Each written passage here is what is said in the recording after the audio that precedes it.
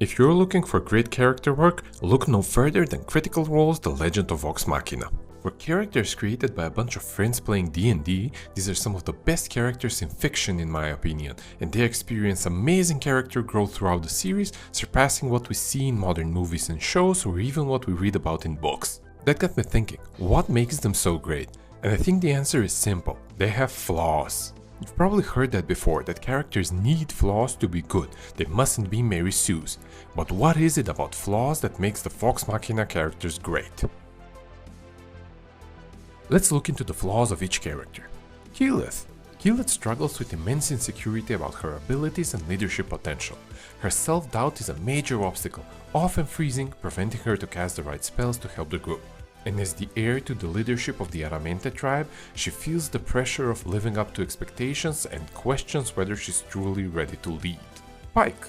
Pike also struggles with self-doubt, particularly during moments when her fate and abilities are tested. This flaw stems from her belief that her love for fighting, drinking, and adventures clashes with her duties as a cleric of the Everlight. And this flaw is most evident when she temporarily loses her connection to the Everlight and feels like she has failed in her role as a healer and protector. Vex'ahlia. Vex has a deep-seated fear of vulnerability, stemming from the trauma of losing her mother and from the lack of love from her father. This often means that she is keeping her emotions and feelings covered behind a mask of cockiness and flirtiness. Vax'ildan. Vax is deeply motivated by a sense of responsibility, especially for his sister Vex. He often sacrifices his own well-being and happiness to protect others, particularly her. This flaw creates internal tension as it prevents him from embracing his own desires, such as wanting to be with Keyleth. Percival. Percy's flaw is his obsessive drive for vengeance against those who destroyed his family. This need for revenge often clouds his judgment and leads him down darker paths as he is willing to do anything to exact his justice, even if it means sacrificing his moral compass. Scanlan. Scanlan's flaw is his inflated ego, which he uses to mask his deep fear of emotional connection and vulnerability. He often seeks attention and validation, hiding his true feelings behind charm and sexual humor. And even though I find it funny, there are times when other characters, especially his daughter Keyleth, think that he is being despicable. All of this manifests as a reluctance to commit to deeper relationships and to confront his insecurities about love and self-worth. Grog.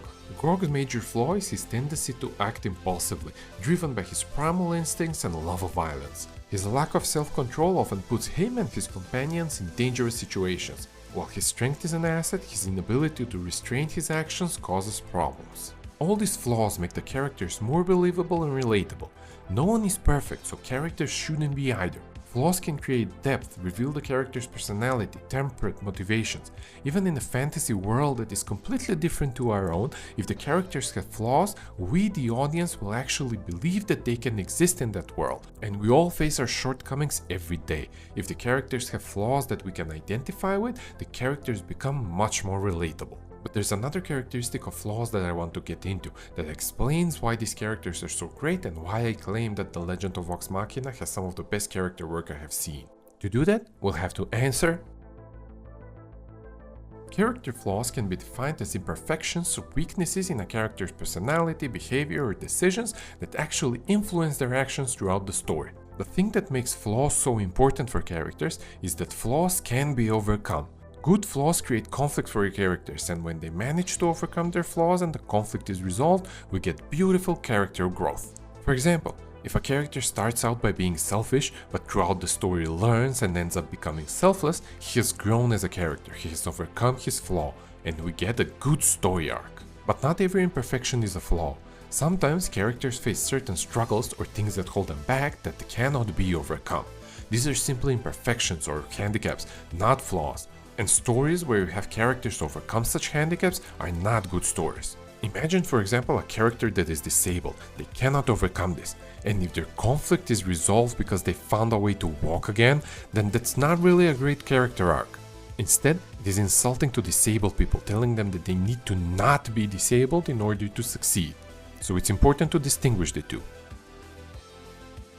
It is also important to distinguish between the flaws of heroes and the flaws of villains. Both heroes and villains as characters should have flaws, that is what makes them great, believable and relatable characters. But the difference is that heroes manage to overcome their flaws, that is what actually makes them heroes.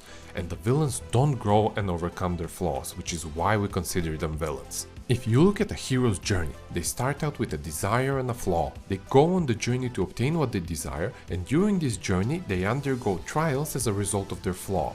After their trials, only if the hero has fixed their flaw and are now a better person do they finally earn the object of their desire. But the villains undergo a similar journey. They start out with the flaw, which is usually pride or selfishness, and a desire such as world domination. Then they go on their own journey to obtain what they desire, and similarly as the heroes, they are met with trials, such as the hero trying to stop them. In the end, the villains fail not because they were less powerful than the heroes, but because they were unable to fix their flaws and it led to their downfall. So a villain is essentially a hero who fails at overcoming their flaws, and in the rare cases where a villain does succeed to overcome their flaws, they are actually redeemed and become anti-heroes, or even outright heroes. Knowing all of that, we can finally understand and appreciate what it is about Vox Machina's flaws that makes these characters so great. They fight to overcome their flaws, which leads to great character arcs and awesome moments. I'm going to go into some spoilers here, so fair warning. Keyleth. Over time, Keyleth gains confidence in herself, her magic, capabilities and decisions, proving herself both as a powerful druid and a leader, leading to her helping the team in key moments and even earning new powers. Pike. After losing her connection to the Everlight, and only after reconciling her lust for fighting, drinking and adventures with her friends, and her duties as a cleric of the Everlight, does she manage to overcome her self-doubt and show up to help the group in one of the most badass scenes in the series. Vex'ahlia. After Vex loses Percy, she realizes her mistake and is filled with regret about her decision to keep her emotions at bay. This leads to a great change in her, opening up her heart. Vax'ildan. Similarly to Vex, after losing Percy, Vex realizes that he has to be a little selfish and put himself first,